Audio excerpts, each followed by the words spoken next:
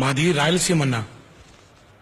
అమ్మ తోడు, ఎంతమంది వస్తే అంతమందిని అడ్డంగా నరికేస్తా. అందరూ మీలా అనుకోబట్టే ఒకప్పుడు ఆంధ్రప్రదేశ్ కి రాజధానిగా ఉన్న రాయలసీమ రాళ్లసీమగా మారింది. నువ్వు చేసినా చెయ్యకపోయినా నీ పరువుకి తాళి కట్టేది నేనే. అరవకు, అమ్మ తోడు, అడ్డంగా నరికేస్తా.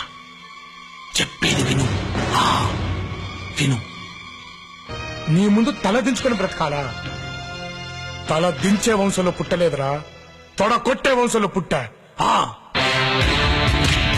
ఈ సీన్స్, డైలాగులు మీకు గుర్తుండే ఉంటాయి. తెలుగు సినీ ప్రపంచంలో సంచలనం సృష్టించిన ఈ డైలాగులు ఓ మానసిక చిన్నారిని ప్రభావితం చేశాయి. అందాక ఉలుకు పలుకు లేని ఈ చిన్నారిలో ఈ డైలాగులు జీవం పోశాయి. తెర మీద ఆ డైలాగులు వినబడితే చాలు, ఎక్కడా లేని ఆనందం ఆ మానసిక వికలాంగుడిలో ధైర్యాన్నిచ్చాయి. నడవడంతో పాటు హావభావాలు వ్యక్తం చేయడానికి స్ఫూర్తినిచ్చాయి. ఇదంతా కళ్ల ముందు జరిగిన అద్భుతం అనుకోవచ్చు.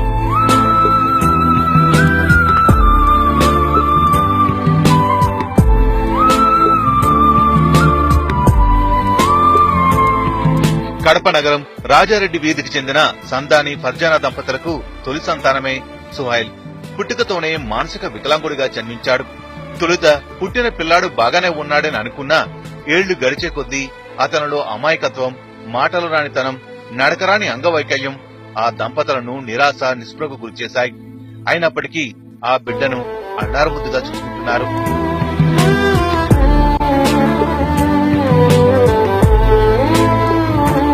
అదే తరుణంలో జూనియర్ ఎన్టీఆర్ నటించిన ఆది సినిమా విడుదలైంది. టీవీలో చిత్రం ట్రైలర్ ను చూస్తూ మురిసిపోయిన ఆ చిన్నారి ఎన్టీఆర్ అంటే ఎనలేని మమకారం పెంచుకున్నాడు. నాటి నుంచి నేటి వరకు ప్రతి సినిమా సీడీలు తెప్పించుకొని చూడడం అలవాటు చేసుకున్నాడు.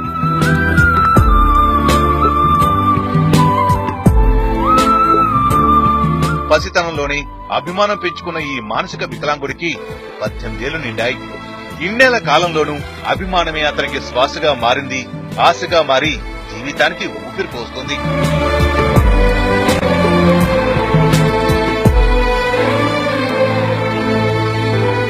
ఎన్టీఆర్ లా తొడగొట్టడం, డాన్స్ వేయడం వంటి పనులు తనకు రాకపోయినప్పటికీ అలా చేయాలని ప్రయత్నిస్తుంటాడు. ఓ సినిమాలో ఎన్టీఆర్ వేసుకున్న డ్రెస్ ను కూడా తెప్పించుకుని వేసుకున్నాడు. రిలీజ్ కానున్న జనతా గ్యారేజ్ సినిమా పేరును తన చేతిపై గోరింటాకతో వేయించుకున్నాడు.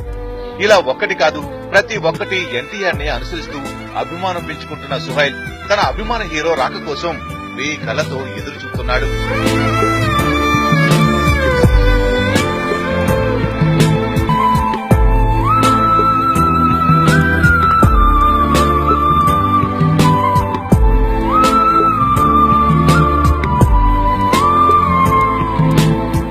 కడపలోని అమీర్పూర్ దర్గాను సందర్శించుకునేందుకు జూనియర్ ఎన్టీఆర్ వస్తున్నాడని ఎవరో చెప్పగా అతని రాక కోసం ఎదురు చూశాడు.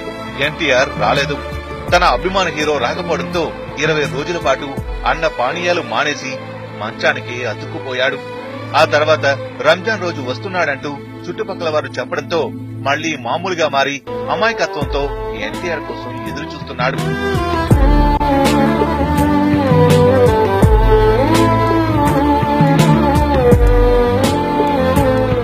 మానసిక అంగవైకల్యంతో ఎనలేని అభిమానం పెంచుకున్న సుహైల్ ని చూసి తల్లితో పాటు చుట్టుపక్కల వారు తీవ్రమైన ఆవేదనకు లోనవుతున్నారు. తినే తిండి, తాగే నీళ్లు సైతం ఎన్టీఆర్ వస్తున్నాడంటూ తినిపించడం ఆ తల్లికి మామూలైంది.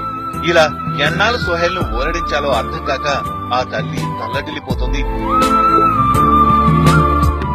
4 kg कम हो गया 15 दिन में बच्चा.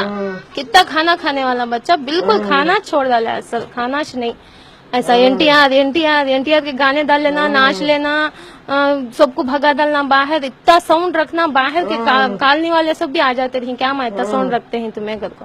ఒక్కటే మీద ఏడిపే ఎన్టీఆర్ కావాలని. అదే పని ఆ పిల్లోనికి వాళ్ళ అమ్మ గాని, వాళ్ళ అవ్వ గాని, వాళ్ళ తాత గాని ఎవరు చెప్పినా వినరు, ఎవరు పక్కలో చెప్పినా వినరు. అంత బాధపడతాడు. వాళ్ళ అమ్మ చూడలేకుండా మేమే బాధ. రాత్రిలో ఎట్లా ఏడిపిస్తున్నాడు అబ్బాయి. అంతగా బాబు ఎన్టీఆర్ కావాలా అని అబ్బాయి అట్లా బాధపడుతున్నాడు.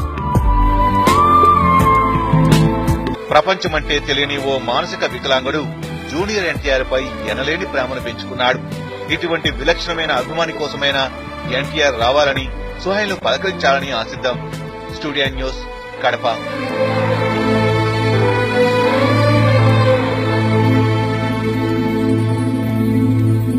అభిమానం ఓ మానసిక వికలాంగుడికి జీవం పోస్తుంది.